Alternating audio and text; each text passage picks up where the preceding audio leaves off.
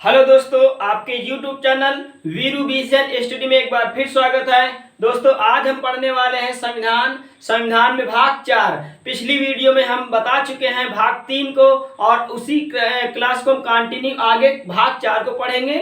और जैसे कि भाग 4 में है राज्य के नीति निर्देशक तत्व, जिसको हम शॉर्ट में DPSP के नाम से जानते हैं, directive principle of state policy. तो हम जो है राज्य के नीति निर्देशक तत्व को आज हम पढ़ेंगे, यानी भाग 4 36 से 51 ये जो DPSP है कहाँ के संविधान से भारत में शामिल किया गया है, तो आयरलैंड के संविधान से भारत में शामिल किया गया है। तो दोस्तों, आयरलैंड कहाँ के संविधान से इसको शामिल किया, तो स्पेन के संविधान से जो है आयरलैंड ने शामिल किया। तो स्पेन देश जो है खुद यह राज्य के नीति निर्देशक तत्व को बनाया था। तो दोस्तों, आज हम इन्हीं सभी 36 से 51 के अनुच्छेद को और हम अच्छे से अपने एक शब्दों में पढ़ेंगे और इसी को हम कंटिन्यू क्लास रखेंगे। भाग 3 में जैसे कि मूल अधिकार था, उसी प्रकार जो है भाग 4 में राज्य के नीति निर्देशक तत्व, यह एक विशेष अधिकार ये भी है। तो जो संविधान सभा के सलाहकार, यानी जब संविधान का निर्माण हो रहा था तब संविधान सभा के सलाहकार BN राव कौन थे? BN राव। तो दोस्तों, हम कुछ विशेष यानी कुछ बेसिक जो तत्व हैं उनको याद कर लेते हैं और उसके बाद हम सीधे अनुच्छेद 36 से 51 में क्या है सभी अनुच्छेद को बारी बारी से हम अच्छे से अध्ययन करेंगे। और अच्छे से याद करने के बाद जो है एग्जाम हॉल में एक लंबे समय तक भी याद करने के इसमें हम कोशिश कराएंगे कि कैसे याद करेंगे। और सारे जो अनुच्छेद हैं इनको हम अच्छे से अध्ययन करेंगे कि एग्जाम हॉल में भी आप क्या कर सके, अच्छे से क्वेश्चन वहाँ पर टिक लगा सके, यानी कौन सा क्वेश्चन का क्या आंसर है। जो अनुच्छेद से यानी इन जो अनुच्छेद में कंफ्यूजन ज़्यादा होता है तो इनको हम अपने शब्दों में इसको हम पढ़ेंगे। तो जैसे कि कुछ बेसिक जो शब्द है, कुछ बेसिक पॉइंट है दोस्तों, उनको हम कुछ पहले पढ़ लेते, फिर उसके बाद 36 से 51 अनुच्छेद सारे हम पढ़ेंगे। तो जैसे कि जो ये राज्य के नीति निर्देशक तत्व है, ये आया कैसे शामिल किया गया। तो दोस्तों, जो संविधान सभा के सलाहकार थे वो BN राव थे।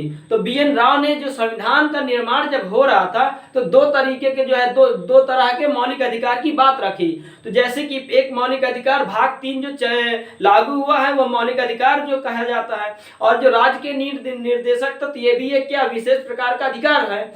तो जो मौलिक अधिकार दो तरीके के थे, यानी फर्स्ट टाइप जो है भाग 3 में और 2 टाइप जो है भाग 4, लेकिन 1 और 2 के रूप में नहीं रखा गया।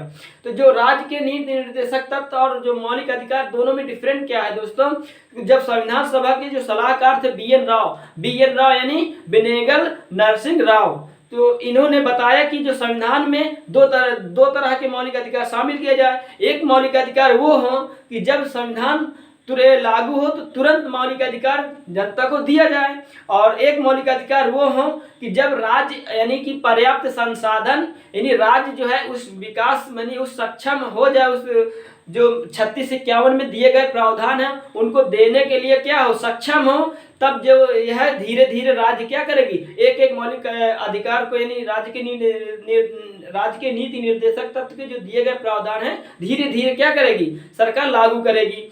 तो उसी के बारे में आज हम भाग 4 को पढ़ेंगे। तो जैसे कि BN राव ने जो है दो तरीके के मौलिक अधिकार की बात रखी। जो एक मौलिक अधिकार भाग 3 जो हम लोग मौलिक अधिकार पढ़ते हैं 12 से 35 तक, और जो दूसरा जो मौलिक अधिकार था इसको हम राज्य के नीति निर्देशक तत्व के नाम से पढ़ते हैं।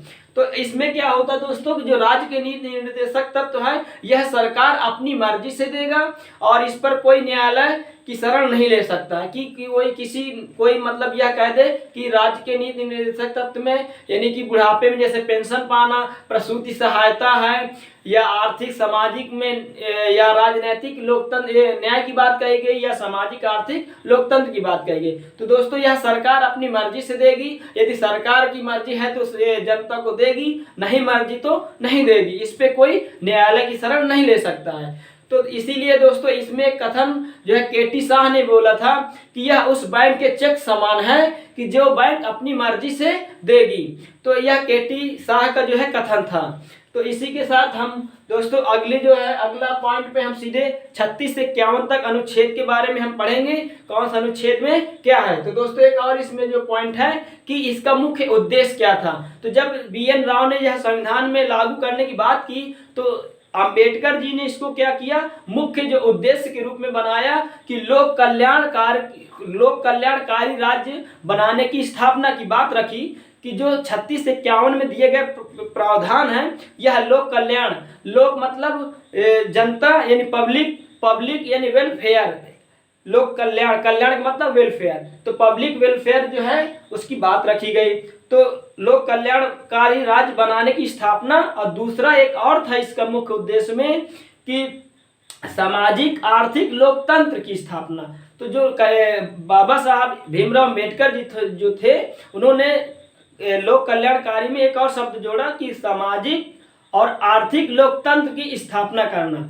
तो दोस्तों हम यही मुख्य उद्देश्य से हम सीधे अपने अनुच्छेदों को हम याद करेंगे 36 से 51 अनुच्छेद तक। तो देखते हैं 36 अनुच्छेद में क्या लिखा हुआ है। 36 अनुच्छेद कहता है कि राज्य की परिभाषा। तो दोस्तों जो राज्य की परिभाषा है पूरे संविधान में 2 अनुच्छेद में ऐसा मिलता है, एक 12 से 35 यानी 12 अनुच्छेद जो है वो भी कहता है राज्य की परिभाषा, यानी वो मूल अधिकार में राज्य की परिभाषा की मूल अधिकार किस तरह से मिलना चाहिए, ये उनमें सारी जानकारी जो है वो 12 अनुच्छेद में परिभाषा उसकी है। उसी प्रकार जो है 36 से 51 में 36 जो अनुच्छेद है उसमें भी राज्य की परिभाषा की बात रखी गई।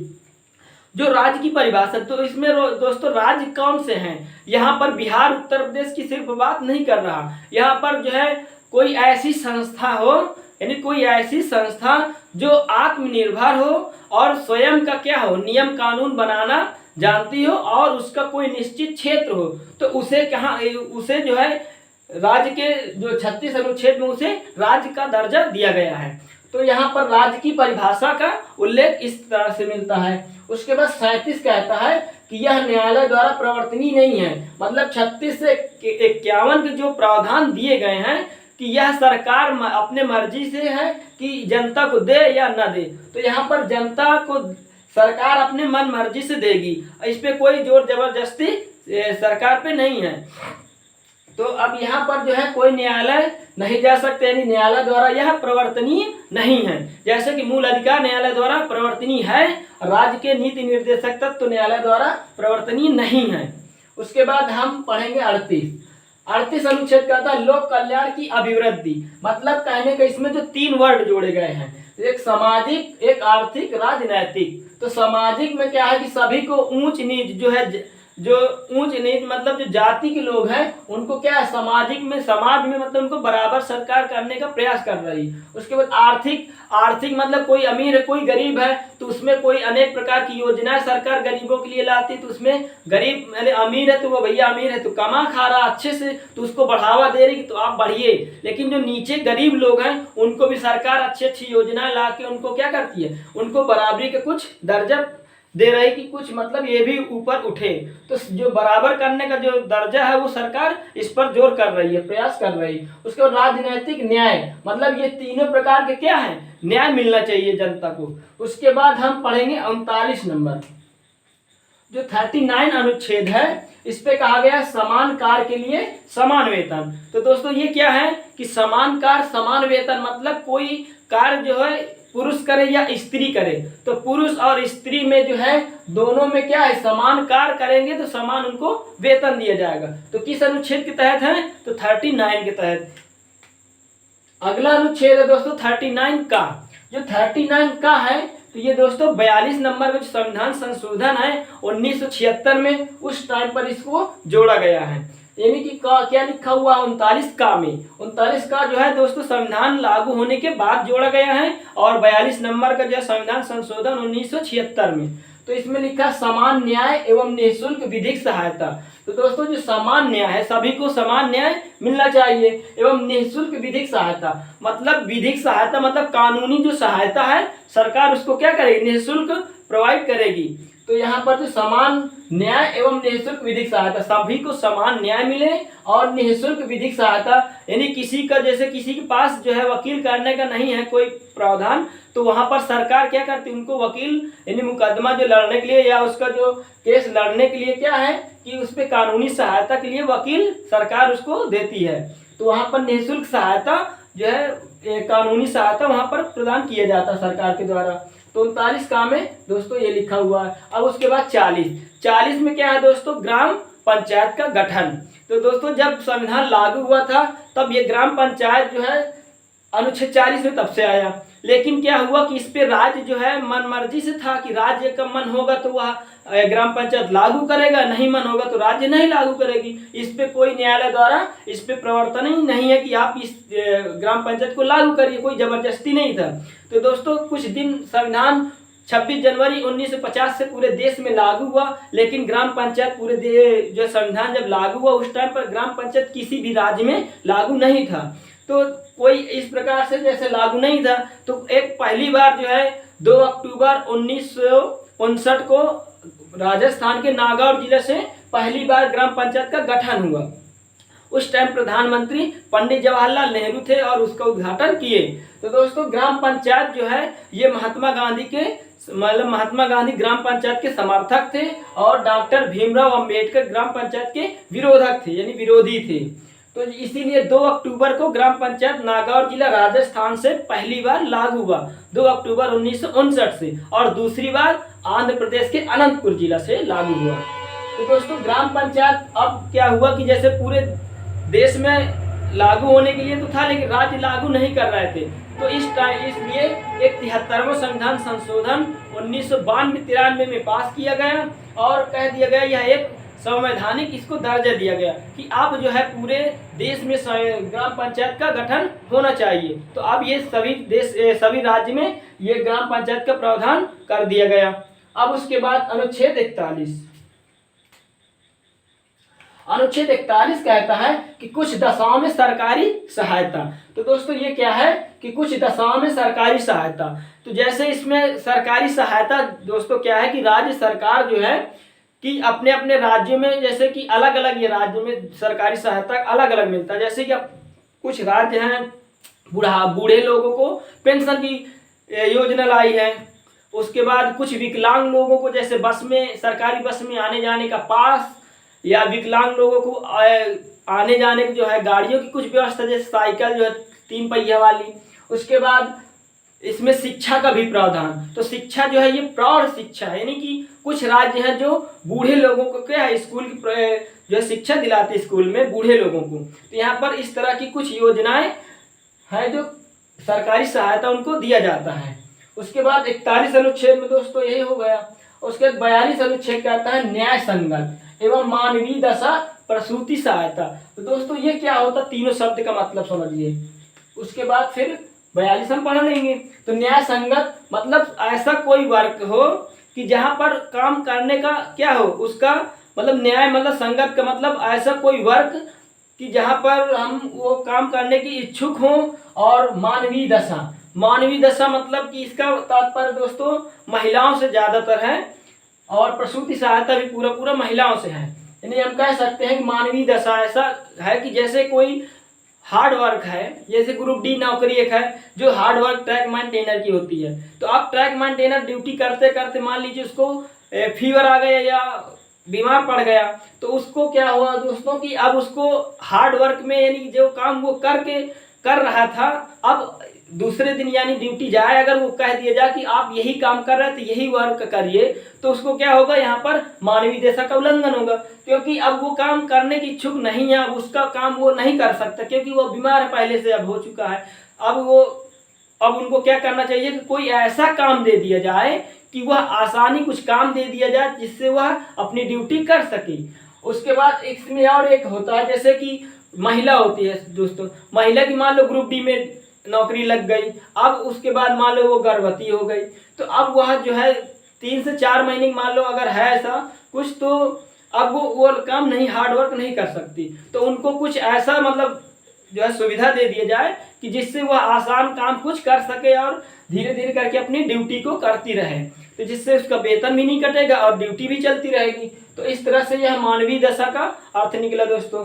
और इसके बाद प्रसूति सहायता क्या है कि प्रसूति सहायता में दोस्तों ये भी महिलाओं से है। जैसे महिलाओं में महिला जो है गर्भवती है, अब गर्भवती में दोस्तों क्या है कि जब बच्चे का वह जन्म देती है, यानी बच्चे के जन्म से 3 महीने पहले और बच्चे के जन्म के 3 महीने बाद जो सरकारी छुट्टी 6 महीने की जो अलाउ है, तो वह दोस्तों इसी अनुच्छेद के तहत 42 अनुच्छेद में प्रसूति सहायता उसको दी जाती है। और इसी प्रसूति सहायता की वजह से दोस्तों यानी जो महिला है उसके हस्बैंड भी यदि सरकारी नौकरी में कहीं कर रहे हैं तो उनको भी बच्चे के जो जन्म के 15 दिन पहले और बच्चे के जन्म के 15 दिन बाद तक जो छुट्टी का 1 महीने का जो प्रावधान है, यानी जो माँ को है 6 महीने और पिता उसी में उसको है 1 महीने का, तो ये जो छुट्टी का प्रावधान है दोस्तों ये अनुच्छेद 42 में है। उसके बाद हम 42 को दोस्तों देखो पढ़ लिया। अब उसके बाद हम 43 पढ़ेंगे। 43 कहता है निर्वाह मजदूरी एवं कुटीर उद्योग।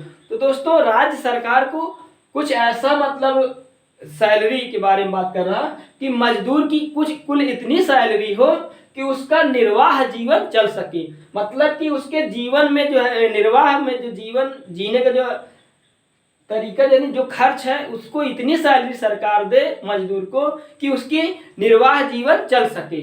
और उसके बाद अगर ऐसा नहीं कर पाती तो उसके लिए कुटीर उद्योग की भी क्या है व्यवसाय कुछ कर सके सरकार, तो ऐसी कुछ सुविधा सरकार दे सके। जैसे कि कुटीर उद्योग में जैसे कि चटाई का बुनना, टोकरी का बुनना, कुछ ऐसे एग्जाम्पल छोटे छोटे व्यापार के रूप में है। तो ऐसे कुछ जो व्यापार हैं कुटीर उद्योग में वह अनुच्छेद 43 में लिखा गया है। उसके बाद 44 अनुच्छेद है। तो दोस्तों 44 अनुच्छेद क्या कहता है कि 4444 यानी कि 4444 में क्या है समान नागरिक संहिता, यानी 44 में जो है समान नागरिक संहिता। दोस्तों अगर पॉइंट टू द पॉइंट याद करेंगे तो 44 समान, उसी प्रकार समान नागरिक संहिता।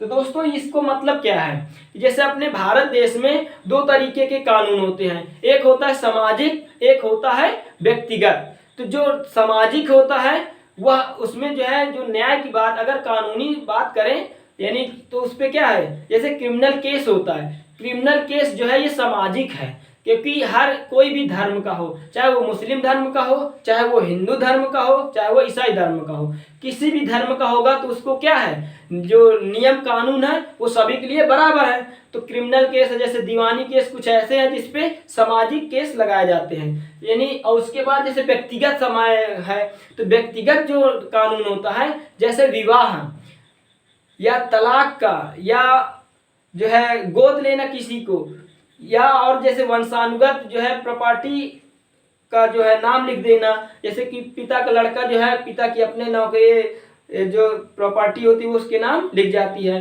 तो ये क्या है ये वंशानुगत जो है। तो इस तरह के जो कुछ वर्ड है ये व्यक्तिगत हो जाएंगे। तो ये अब इस पे क्या है जैसे कि गोद का एक शब्द है दोस्तों, तो हम गोद क्या बताएं, जैसे कोई किसी का गोद कोई किसी को ले लेता है, तो अब गोद लेने का जो अंतर क्या होता है, जो गोद ले रहा है किसी भी व्यक्ति को या कोई लड़की हो या लड़का, तो किसी को यदि कोई गोद ले रहा है तो उन दोनों के बीच का जो आयु का डिफरेंट होता है वो 21 वर्ष होना चाहिए। यदि जो गोद ले रहा है अगर उसकी उम्र जैसे 40 वर्ष है तो अब 40 वर्ष में 21 घटाकर जो भी गोद जिसको ले रहा है उसकी उम्र ऐसी होनी चाहिए, यानी कि 40 में अब हम 21 घटा देंगे तो 19 वर्ष। तो 19 वर्ष तक का अगर कोई व्यक्ति है तो उससे अधिक 21 वर्ष होना चाहिए जो गोद ले रहा है। तो इस तरह का कुछ प्रावधान नियम है। अगला दोस्तों है 45। तो दोस्तों 45 ये भी बहुत अच्छा क्वेश्चन अनुच्छेद है। तो 45 है दोस्तों ये 6 वर्ष से कम उम्र के बच्चों को पोषाहार एवं सुरक्षा शिक्षा का जो प्रावधान दिया गया है वो 6 वर्ष 45 अनुच्छेद में है। तो दोस्तों इसमें हम एक और पिछली क्लास में हमने बताया था कि जो अनुच्छेद 21A है, अनुच्छेद 21A कहता है कि 6 से 14 वर्ष के बच्चों को निःशुल्क एवं अनिवार्य शिक्षा। तो निःशुल्क एवं अनिवार्य शिक्षा का जो प्रावधान था वो पहले 45 अनुच्छेद में था, 45 में था। तो दोस्तों अब इसमें क्या हुआ कि ये 21A में कैसे चला गया, तो यह जो है जो हर राज्य जो है भारत के सभी राज्य क्या कर रहे थे कि सभी राज्य में 6 से 14 वर्ष की जो शिक्षा का प्रावधान था निःशुल्क एवं अनिवार्य शिक्षा सभी राज्य में लागू था।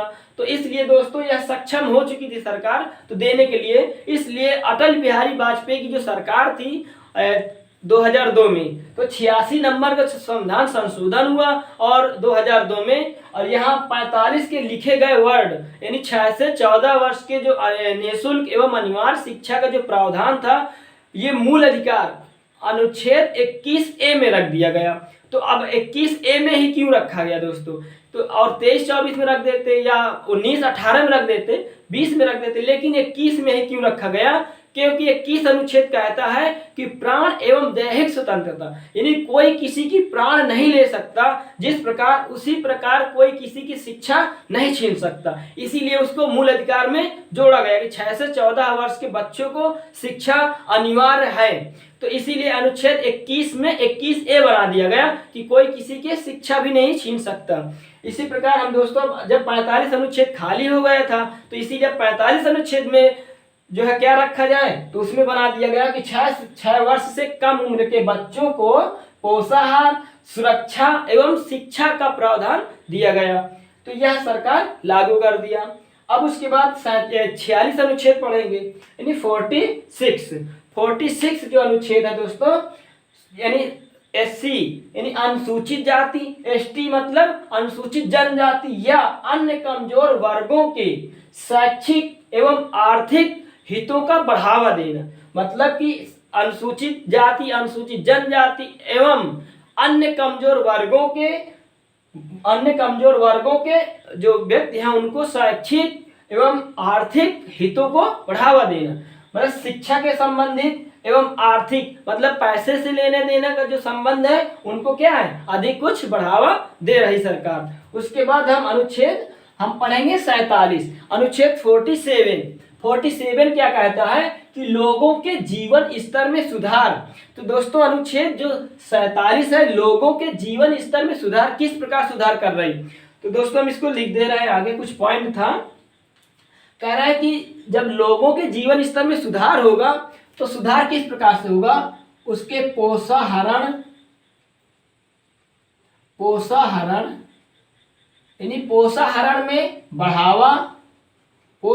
में बढ़ावा देगी सरकार।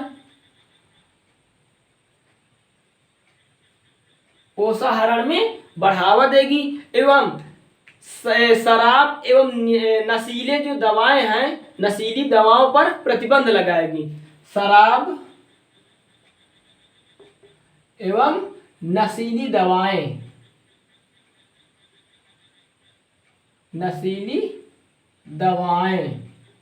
जो नशीली दवाएं हैं उन पर प्रतिबंध करेगी। तो सरकार यानी कि पहले तो पोषाहार में बढ़ावा देगी एवं सरकार शराब एवं नशीली दवाओं पर क्या करेगी, प्रतिबंध लगाएगी।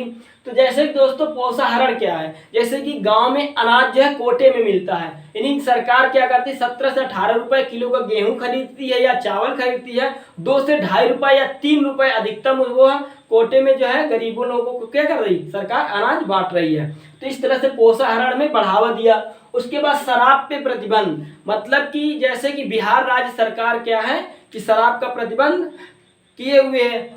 और उसके बाद नशीली दवाएं, जैसे दोस्तों एक खांसी के लिए कोरेक्स दवा आती थी, कोरेक्स दवा जो है खांसी के लिए आती थी, तो कोरेक्स दवा जो है नशीली पाई गई तो उस पर क्या है सरकार ने बैन कर दिया, यानी कि सरकार ने उस पर रोक लगा दिया। तो इस प्रकार से अब जब शराब नहीं पिएंगे, नशीली दवाओं का यूज नहीं होगा तो क्या हो, तो व्यक्ति का यानी जो जनता है वो कहीं ना कहीं सुधार करेगी और खर्च पर जो है रोक हो जाएगा। तो इस तरह से क्या है, तो लोगों के जीवन में सुधार होगी। तो इस तरह से हम 47 अनुच्छेद पढ़ लिया। और उसके बाद अनुच्छेद 48 दोस्तों, अनुच्छेद 48 अब क्या हुआ कि जैसे कि जनता को शराब पीने से मना किया, तो अब जनता क्या है, सुधार करेगी। जब जनता सुधार करेगी तो कहीं ना कहीं वो काम करेगी। तो किस प्रकार का काम करेगी, तो वह कृषि एवं पशुपालन। तो दोस्तों कृषि एवं पशुपालन को जो बढ़ावा सरकार दे रही है, तो वो किस प्रकार से, कृषि एवं पशुपालन को वैज्ञानिक तरीके से बढ़ावा देना, यह सरकार का क्या है, दायित्व है। तो इसके बाद हम अनुच्छेद जो 48 पढ़ेंगे, तो कृषि एवं पशुपालन को वैज्ञानिक तरीके से बढ़ावा देना चाहिए सरकार को, तो यह दायित्व सरकार का बनता है। उसके बाद 48 का अनुच्छेद 48 का कहता है कि पर्यावरण एवं वन्य जीवों का संरक्षण। पर्यावरण यानी कोई कृषि करेगा, जैसे याद करने के हम ट्रिक दोस्तों बनाए कि पहले सुधार हुआ 47 में, जनता का क्या हुआ, सरकार ने सुधार कर दिया। जब सुधार किसी पर होगा तो वो कार्य करेगा। तो कार्य किस तरह करेगा, 48 आएगा तो तुरंत कहेगा हम भैया कृषि करेंगे। तो कृषि एवं पशुपालन किया। अब कृषि करेगा तो कहीं ना कहीं पेड़ कटेंगे तो पर्यावरण में क्या होगा, परेशानी होगी। तो सरकार ने कहा कि कृषि तो करो लेकिन पर्यावरण को बचा कर करो। तो पर्यावरण पर रोक, यानी पर्यावरण पर क्या संरक्षण रखा। उसके बाद पशुपालन, जिस प्रकार 48 में पशुपालन है उसी प्रकार जो 48 का में पर्यावरण के साथ साथ वन्य जीवों का संरक्षण, यानी कि जो वन्य जीव हैं उन पर संरक्षण कहीं ना कहीं सरकार रोक लगाएगी। उसके बाद 49 पढ़ेंगे, 49 दोस्तों। अब हम 49 पढ़ेंगे। 49 कहता है राष्ट्रीय स्मारकों एवं स्थानों पर संरक्षण, यानी कि राष्ट्रीय स्मारकों स्थानों का संरक्षण। तो किस राष्ट्रीय स्मारक हैं, जैसे कि दिल्ली में लाल किला, आगरा में ताजमहल, तो ये सब राष्ट्रीय स्थान है यानी राष्ट्रीय स्मारक है। तो दोस्तों इन पर जो संरक्षण है वो क्या है, राज्य सरकार का कहीं ना कहीं इस पर संरक्षण है। तो इस तरह से हम 49 पढ़ लिए दोस्तों। अब 49 के बाद हम 50 पढ़ेंगे। 50 में क्या लिखा हुआ दोस्तों कि कार्यपालिका से न्यायपालिका का पृथक्करण। तो दोस्तों ये क्या है, अगर हम कहें कि कार्यपालिका और न्यायपालिका यदि पृथक्करण ना हो दोस्तों तो क्या है, कहीं ना कहीं लोकतंत्र में घातक होगा। क्योंकि लोकतंत्र जो है लोकतंत्र का बचाव सुप्रीम कोर्ट यानी न्यायालय ही कर रही है। अगर संविधान को कोई बचाने की यानी सुरक्षा कोई दे रहा तो वह है सुप्रीम कोर्ट। यदि सुप्रीम कोर्ट यानी हाई न्यायालय और जो कार्यपालिका यानी जो कार्य करने वाले जो करता है और जो न्यायालय है, न्यायालय और कार्यपालिका यदि दोनों मिलकर कोई काम करेंगे तो कहीं न कहीं यह लोकतंत्र में घातक होगा, जिससे कि जनता को भी नुकसान हो सकता है। तो हम इस तरह से हम कार्यपालिका से न्यायपालिका का क्या वर्ड है, पृथक्करण, यानी कि अनुच्छेद याद करने के लिए 50 यानी दोनों के बीच में 50-50 कर देंगे। यानी कार्यपालिका न्यायपालिका क्या है 50-50 यानी दोनों का बंटवारा। तो कार्यपालिका न्यायपालिका का बंटवारा यानी बंटवारा का मतलब पृथक्करण। तो दोस्तों याद हो गया होगा, जैसे कि अनुच्छेद 50 वाला अनुच्छेद याद हो गया जैसे। तो अब हम अनुच्छेद 51 पढ़ेंगे। दोस्तों 51 क्या कहता है कि हमने पूरे भारत में सुधार किया, यानी कि बुढ़ापा को पेंशन मिलेगा, प्रसूति सहायता यानी महिलाओं को छुट्टियां मिलेंगी, या सरकारी सहायता पेंशन मिलेगा, कोटे से अनाज मिलेगा, ये करेंगे वो करेंगे, यानी तमाम तरीके के सुधार भारत में हमने कर लिया। अब हम अंतरराष्ट्रीय शांति की बात करेंगे। अब हम भारत से बाहर यानी अंतरराष्ट्रीय शांति सुरक्षा की अभिवृद्धि, अब हम शांति से क्या करेंगे, अंतरराष्ट्रीय शांति लाएंगे। तो इस तरह से हम 51 सबसे अंतिम 51 अंतरराष्ट्रीय शांति सुरक्षा की अभिवृद्धि। तो दोस्तों इस तरह से हम अनुच्छेद 51 यानी 51 पढ़ चुके। तो दोस्तों कैसी लगी वीडियो, हमने कोशिश ये रखा कि कम समय में 36 से 51 सभी अनुच्छेद को हम बारी बारी से पढ़ सकें, इसलिए थोड़ा मैं दोस्तों वीडियो में थोड़ा फास्ट मैंने किया है। तो दोस्तों आप जो अनुच्छेद है 36 से 51 सभी जो है एक मैंने कीवर्ड पकड़ के सभी बोर्ड पे क्या लिख दिया था कि मैं कीवर्ड से ही पढ़ाऊं ताकि आप अच्छे से याद कर सकें। क्योंकि जो सभी अनुच्छेद हैं बुक में अगर हम पढ़ते हैं तो बहुत लंबी लाइन पे लिखा मिलता है, 2 से 3 लाइन मिल जाता, तो जिससे हमें पढ़ने में कहीं ना कहीं कठिनाई पड़ जाती है। इसलिए दोस्तों हम एक कीवर्ड सभी अनुच्छेद के लिखे हैं और इन्हीं कीवर्ड से हम सभी अनुच्छेद को याद कर लेंगे और एग्जाम ऐसे याद करिए दोस्तों कि लंबे समय तक याद रहे और आप एग्जाम हॉल में बना सके क्वेश्चन को। तो दोस्तों कैसी लगी वीडियो, यदि वीडियो पसंद आए तो दोस्तों वीडियो को लाइक करना और कमेंट करके जरूर बताना दोस्तों। और एक छोटा सा रिक्वेस्ट है दोस्तों आपसे कि यदि चैनल में नए हैं तो चैनल को सब्सक्राइब कर लीजिए दोस्तों और बेल आइकन घंटी को दबाना ना भूलें, क्योंकि हम कोई नई वीडियो डालें तो आप तक सबसे पहले पहुंचे। तो कैसी लगी दोस्तों, तो आज हम यहीं तक रखते हैं दोस्तों। 36 से 51 सभी अनुच्छेद को आप अच्छे से याद कर लीजिए, एक बार में नहीं 2 बार वीडियो दोस्तों देखेंगे आप अपने मन से याद हो जाएगा, सिर्फ आप सुनते रहिए मेरी आवाज़ को। और जैसे कि दोस्तों अंत तक वीडियो देखने के लिए धन्यवाद।